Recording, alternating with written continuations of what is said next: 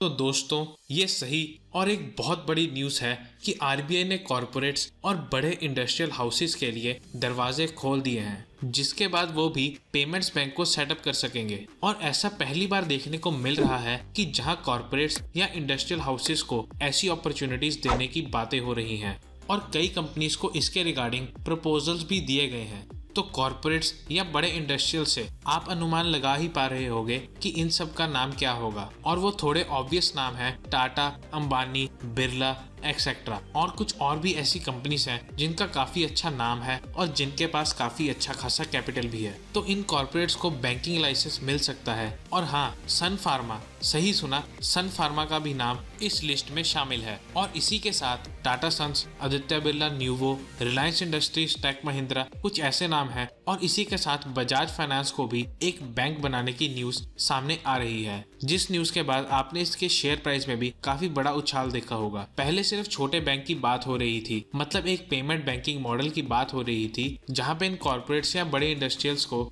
मौका दिया जाने वाला था। लेकिन अब आरबीआई का मूड है कि इन लार्ज कॉर्पोरेट हाउसेस को फुल स्केल बैंक्स जैसे कि HDFC bank, ICICI bank, axis bank etcetera, जो इस तरह के प्राइवेट सेक्टर बैंक्स हैं, इन बड़े कॉर्पोरेट्स को भी एक अलग से प्राइवेट बैंक बनाने को अलाउ किया जाए। तो अब छोटे मोटे बैंक्स की बात नहीं हो रही और फुल स्केल बैंक्स की बात हो रही है। हाँ, ये बहुत ही आराम से होने वाली बात नहीं है कि आज बोला और इनमें से कई कॉर्पोरेट्स बैंक्स भी बन गए। ऐसा करने के लिए आरबीआई को बहुत से रेगुलेशंस और रूल्स में बदलाव करने पड़ेंगे और कुछ नए रूल्स लाने भी पड़ेंगे। लेकिन ये ग्रुप्स जिनके नाम सामने आ रहे हैं वो भी छोटे नहीं हैं, चाहे वो टाटा, रिलायंस, बिरला या बाकी जो सभी ग्रुप्स हैं, ये छोटे मोटे नाम नहीं हैं। हालांकि महिंद्रा ग्रुप का ऑलरेडी ही कोटक महिंद्रा बैंक है और ये न्यूज डायरेक्टली आरबीआई की इंटरनल वर्किंग ग्रुप से आ रही है और ऐसे ही किसी भी रिपोर्टर ने नहीं दे दी। तो अभी ये न्यूज के बाद काफी लोगों के डिफरेंट रिएक्शंस और ओपिनियंस तो होने ही थे। और ये न्यूज आने के बाद ही रघुराम राजन जी, जो कि फॉर्मर आरबीआई गवर्नर हैं, और उनके साथ विराल आचार्य जी, जो कि फॉर्मर आरबीआई डिप्टी गवर्नर थे, उन्होंने अपनी अपनी स्टेटमेंट्स या कमेंट्स दिए हैं इस पे। और रघुराम राजन जी ने कहा कि ये एक जो कॉर्पोरेट और बिजनेस हाउसेस को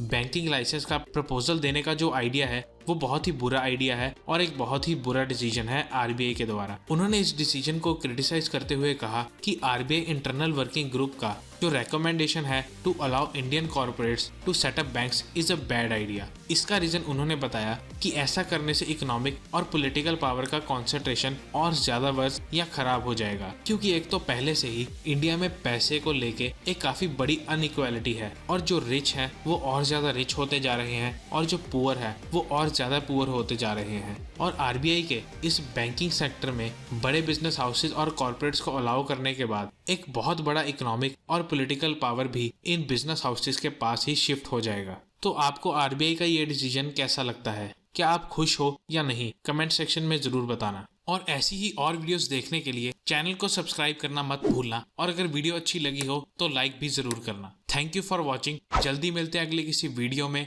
टिल देन टेक केयर।